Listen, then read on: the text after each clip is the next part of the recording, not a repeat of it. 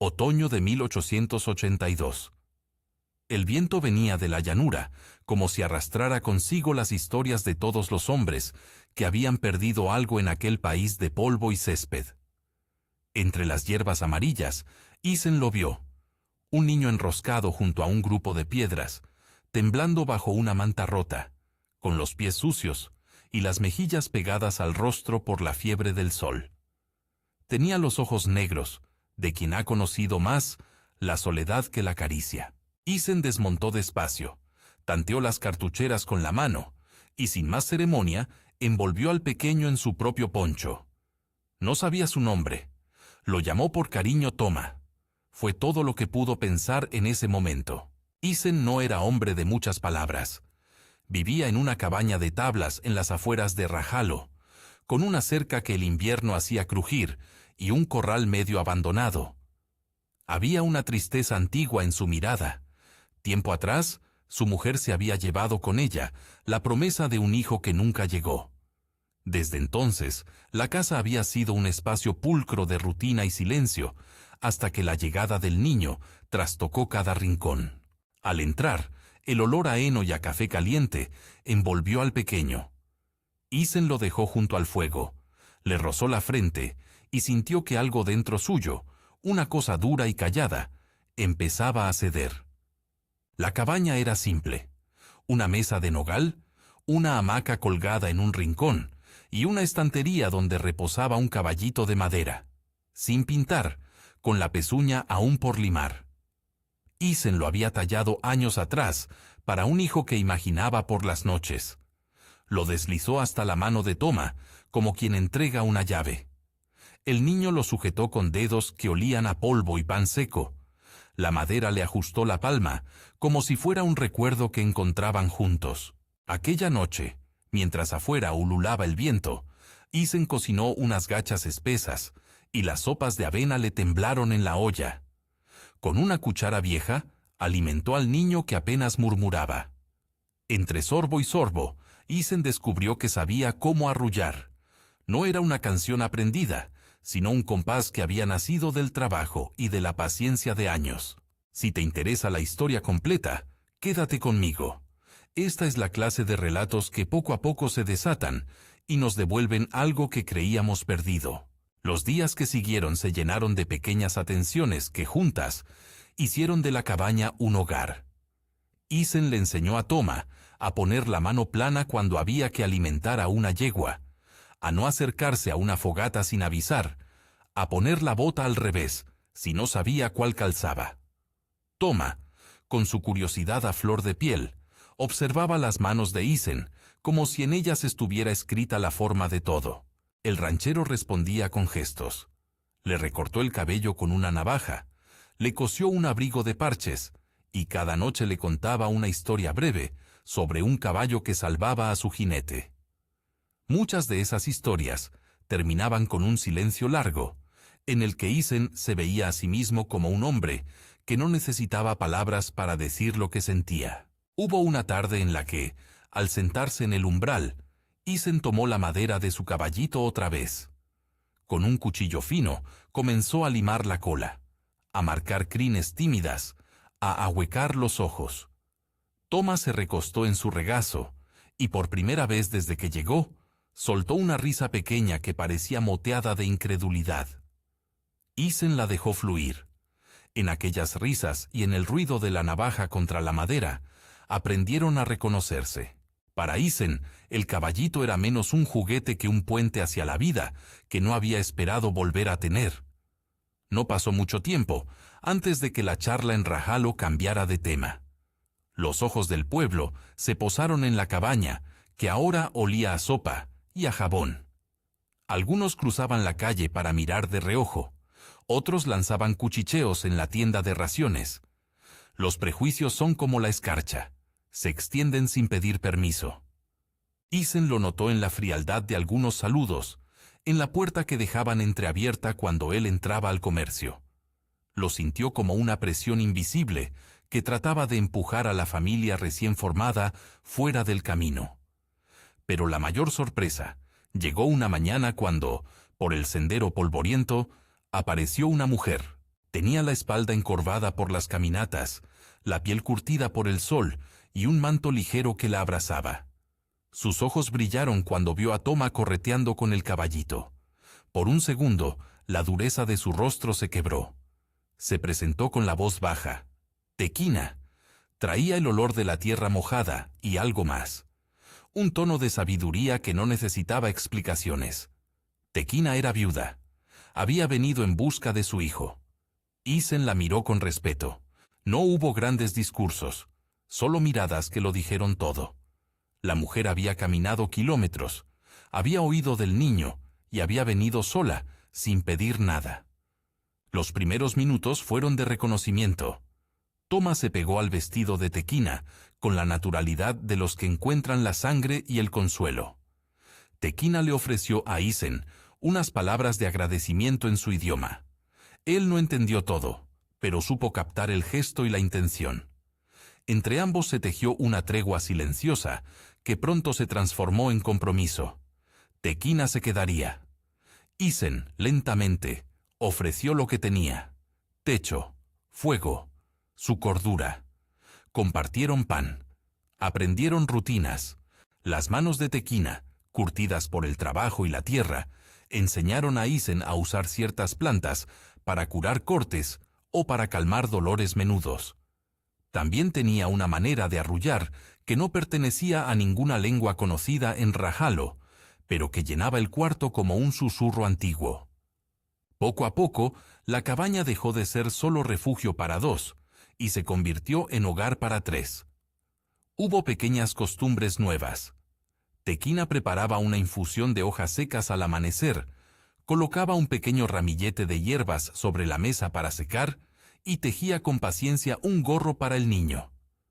Por las noches, mientras Isen contaba las historias de los caballos, Tequina colocaba la mano en la frente de Toma y murmullaba 2 o 3 sílabas en su idioma, Nahí, que significaban, según ella, calma. El niño se dormía con esa música en la cabeza y su respiración se volvía más regular. Pero Rajalo era un pueblo con memoria larga. Los murmullos se hicieron más sonoros. Una mañana apareció un letrero clavado en un poste, al borde del camino. «Manténganse apartados». Alguien había quebrado una ventana de la cabaña. Otra vez, alguien había echado a perder la alambrada. Eran manos anónimas, movimientos que no buscaban enfrentar a una sola persona, sino imponer miedo. El vecindario comenzó a cerrarse como una concha. Isen escuchó el rumor del pueblo, como si fuera un viento que convertía cada palabra en cuchillo. La atención se concentró en la figura del sheriff Murdoch. Hombre de voz grave y uniforme, Murdoch llegó a la cabaña con la apariencia de quien trae orden. No era un torturador. Su oficio le pesaba, y había días en los que la ley le parecía una cadena que debía manejar con cuidado. Sin embargo, representaba la opinión mayoritaria del pueblo. Se plantó frente a la puerta y dijo, con el ceño fruncido, que la gente no quería intrusos, y que era mejor para todos que Tequina y su hijo se marcharan. Isen lo miró sin miedo. Sacó el revólver que colgaba de su cinturón, no para disparar, sino para demostrar que no cedería sin causa, y clavó la mirada en el sheriff. «No se marchan», dijo. Fue la declaración más clara que había pronunciado desde hacía años.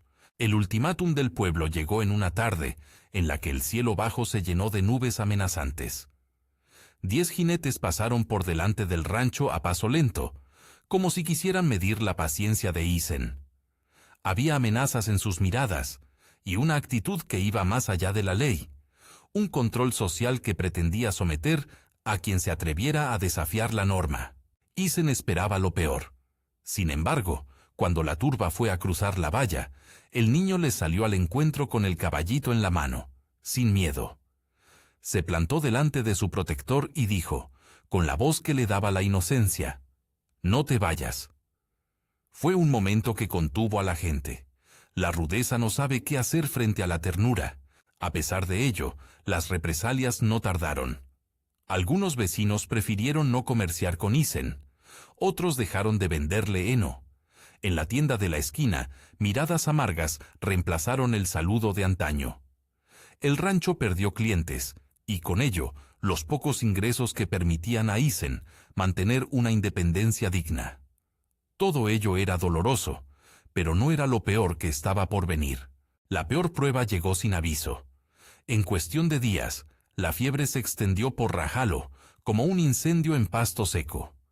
Comenzó en una casa, pasó a otra, y antes de que nadie pudiera medir su alcance, el médico del pueblo, temblando, hizo una maleta y se fue. Dijo que era demasiado peligroso. Abandonó la comunidad cuando más lo necesitaban. La incertidumbre ocupó el aire como un miasma.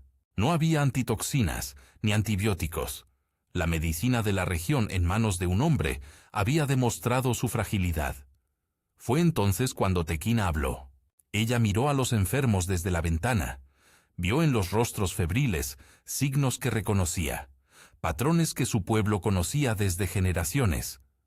Se acercó a Isen con un gesto de calma. «Hay una hierba en el cañón que puede ayudar», dijo. No la anunciaría como cura infalible. Había demasiada humildad en su conocimiento, pero tenía la certeza del saber transmitido por su madre y por su abuela. La planta ayudaba a bajar la fiebre y a limpiar las infecciones superficiales cuando se preparaba en decocción adecuada y se combinaba con compresas frías y reposo. Preparó una bolsa con algunas cosas: vendas, un hierro para hervir agua, un cuchillo, unos toldos para cubrir el costado de la carreta y, sobre todo, la determinación. El viaje al cañón fue una odisea modesta, senderos que mordían las ruedas de la carreta, un sol que pegaba con insistencia, pedruscos que hacían cantar los cascos. Toma insistió en acompañarles. No quería quedarse en la cabaña y ser la razón por la que otros sufrieran. Sus ojos, más atentos que su edad, recorrieron el paisaje como si memorizara cada peña. Isen, que conocía los pasos duros de la tierra, protegió al niño con un cuidado nuevo, enseñándole a cruzar una ciénaga con firmeza en el pie, a sostener la mano en los momentos de miedo. Tequina caminaba con paso seguro, como una mujer que se ha hecho amiga del paisaje. Señalaba plantas con nombres que Isen no entendía del todo, describía texturas de hojas y consignas de preparación. Hirviendo suave, murmuraba cuando recogía las hojas. No dejar que hierva de más, que se pierda el alma de la planta. En el cañón, la hierba crecía en parches, como si la tierra la hubiese elegido en secreto. Tequina arrodilló su mano sobre las hojas, las olió y pronunció unas palabras en su lengua, Sai, que no buscaban ser un conjuro, sino una bendición antigua. Isen observó y sintió respeto. Volvieron con la carreta cargada de bolsas y de un silencio pleno de propósito. El camino de vuelta fue más pesado. La carreta crujía, el polvo se pegaba a la piel, pero en cada respiración traían una esperanza medible. La preparación del remedio fue un acto de precisión humilde. Tequina hirvió las hojas en un caldero de hierro, mezcló las decocciones con agua limpia, coló y preparó compresas que empapó en la infusión tibia. Cortó tiras de tela, puso sobre ellas la mezcla y las colocó con cuidado sobre las frentes ardiendo. Lavó las bocas con agua fresca para mantener la hidratación. Dio sorbitos de té a quienes resistían. Fue trabajo de equipo. Isen agarraba cubos de agua del pozo. Toma llevaba las compresas calientes en una bandeja, y vecinos que dudaban ahora abrían la puerta, casi en silencio, a recibir el remedio. La recuperación no fue instantánea. No son historias de milagros los que contamos aquí, sino de sudor y paciencia. Las fiebres bajaron gradualmente. Hubo noches en las que la familia entera se desveló esperando la respiración menos agitada de un enfermo. En la vigilia, Isen aprendió a atender a otros con los mismos gestos con los que había cuidado al niño. Poner una almohada, humedecer la frente, traer pan para que el paciente pudiera comer algo. Toma fue un pequeño ayudante con manos rápidas. Su única arma era la ternura, y usó esa arma con eficacia. Hubo escenas que nadie en Rajalo olvidaría pronto.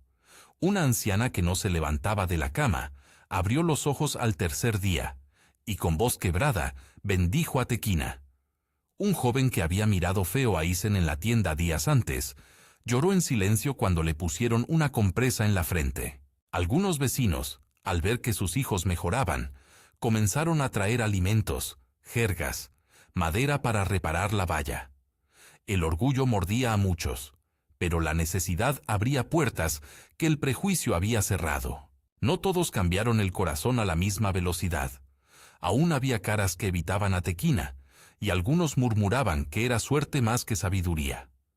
Pero la mayoría, al presenciar los cuidados, no pudo sino rendirse a la evidencia de la curación. Nadie cantó victoria. La ciudad aprendió, paso a paso, que habían sido prejuicios los que antes gobernaban sus actos. Con la salud reconquistada, muchos fueron a la cabaña a ofrecer ayuda sincera en la reparación del rancho. Tapar ventanas, clavar tablas, dejar un saco de harina, que siempre se agradecía más de lo que se decía. En medio de esas reparaciones, hubo un momento de confrontación que puso a prueba lo que Isen había prometido proteger. Un puñado de hombres, hartos de perder clientela y de que sus hijos jugaran con Toma, vino a exigir una cosa: que Isen dejara el rancho y se marchasen todos. Esta vez la tensión olía a violencia. Se hablaba de expulsión. Murdoch volvió a aparecer, pero en su rostro ya se leía una duda. Isen, que desde el principio había sostenido la línea, no buscó la pelea. Se colocó entre la puerta y la gente, con el brazo vendado porque en un forcejeo previo se había raspado. Les habló con voz calma. «Aquí no habrá más golpes. Si tienen un problema conmigo, que lo arreglen ante la ley. Pero mi casa no es terreno para linchamientos». Hubo un instante en el que la multitud respiró con la posibilidad de un desenlace violento. Fue Toma el que rompió el tenso silencio. Corrió entre los hombres, llevando el caballito de madera en alto, y alzó la figura como si ofreciera algo sagrado. «Mira lo que talló mi padre», dijo con la sencillez de quien no entiende de odios. Aquella frase hizo que algunos hombres bajaran la guardia. Otros no lo admitieron, pero ya no pudieron alzar la mano. No hubo bala, no hubo sangre que manchara la puerta de Isen. Hubo, en cambio, una retirada silenciosa.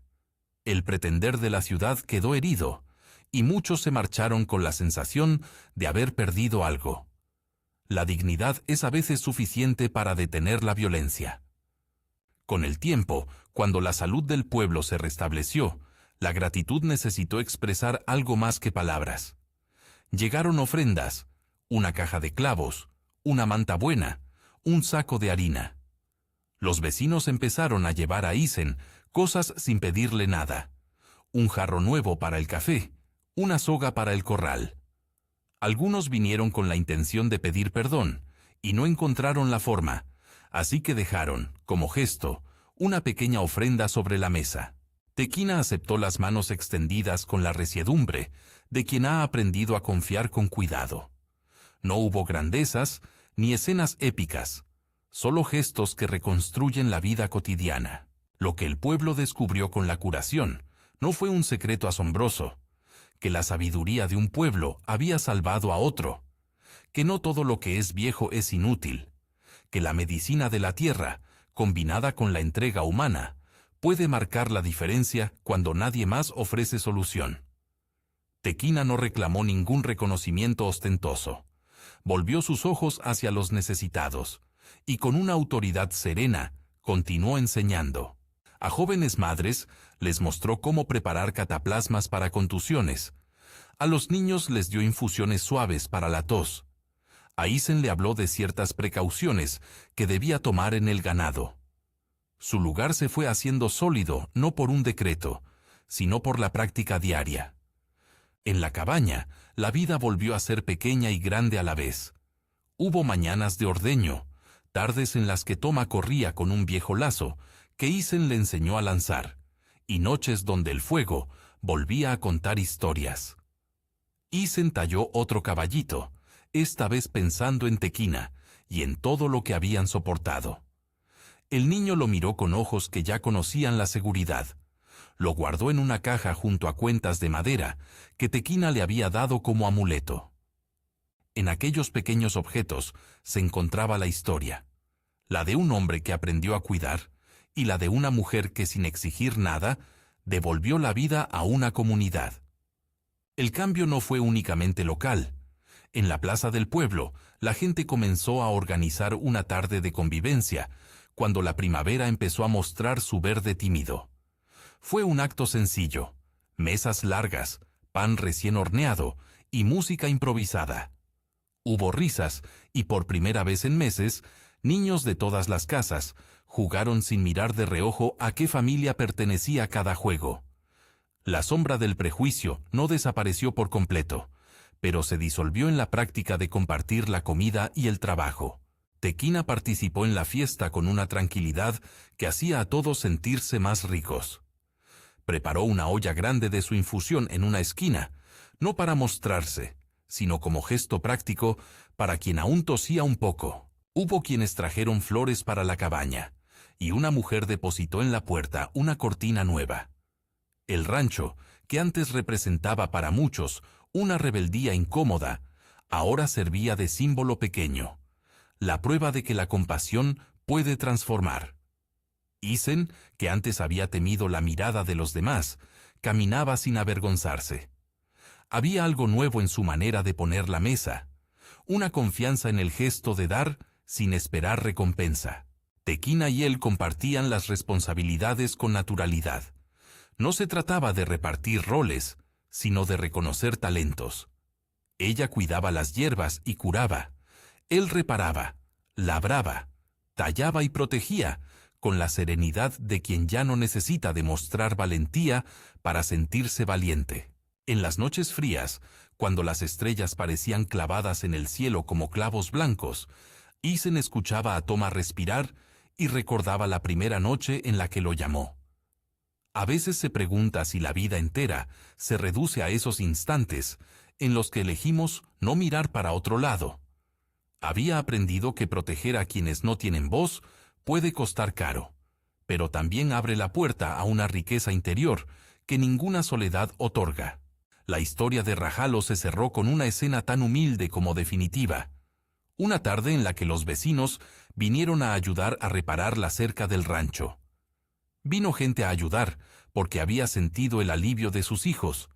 Otros vinieron para empezar, con gestos pequeños, una forma nueva de convivencia. Al atardecer, cuando la madera ya olía a barniz y el martillo reposaba, los niños ocuparon el patio para jugar. Toma corrió hasta el centro, llevó su caballito de madera y lo puso en el suelo como si invitara a todos a montar. Los demás niños se acercaron, sorprendidos, y la risa llenó el aire. Algunos padres se miraron con algo parecido a la culpa, pero también con alivio. Un viejo que había sido el más duro entre los críticos dejó un paquete de latas de conserva en la puerta de la cabaña y se marchó sin decir nada. A su manera, pidió perdón. El final no fue una reverencia grandiosa, fue cotidiano. La familia se sentó a cenar bajo una lámpara de aceite, con platos sencillos, pan y estofado. Isen, Tequina y Toma comieron en silencio, con la comodidad de los que han aprendido a compartir un techo sin preguntas agobiantes. Cuando terminó la cena, se quedaron a la puerta viendo cómo la noche se desparramaba. Toma sostuvo el caballito y murmuró algo en su lengua que Tequina tradujo. «Aquí estamos».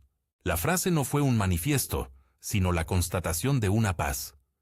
Isen miró al niño, a la mujer que había llegado como desconocida y ahora era su compañera, y supo que su decisión, tomada aquella primera tarde entre piedras, había cambiado más vidas de las que habría imaginado. Los cambios en Rajalo no borraron por completo los días duros. Había vecinos que aún mantenían reservas y muchas heridas que requerían tiempo para sanar. Pero la comunidad había aprendido a mirar más de cerca antes de condenar. Había entendido que la valentía no siempre lleva botas de cuero. A veces viste manos que curan. A veces es un hombre que se planta frente al miedo por amor y una mujer que trae consigo el saber de su pueblo. En la cabaña, el caballito de madera fue tallado otra vez por Isen. Esta vez, la figura fue más elaborada, y Toma ayudó a lijar con manos pequeñas. Tequina trajo unas cuentas que puso en el cuello del niño.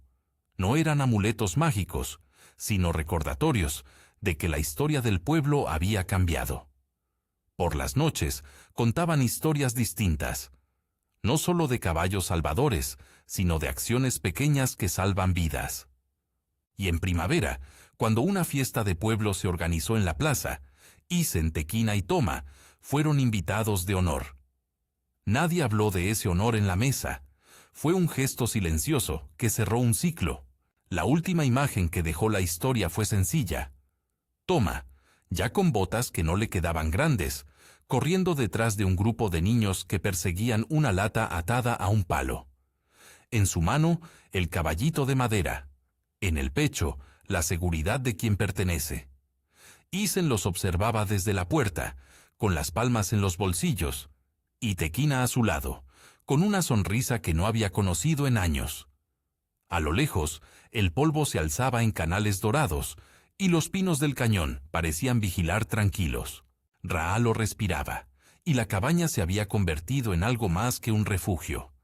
Era la prueba de que una familia puede brotar donde antes hubo soledad, y de que la compasión, ejercida con decisión, termina por cambiar el corazón de una comunidad. Si esta historia te ha conmovido, déjame saber en los comentarios qué parte te llegó más. Suscríbete para escuchar más relatos del oeste, donde la ternura y el coraje cotidiano hacen lo que los grandes discursos no siempre consiguen: sanar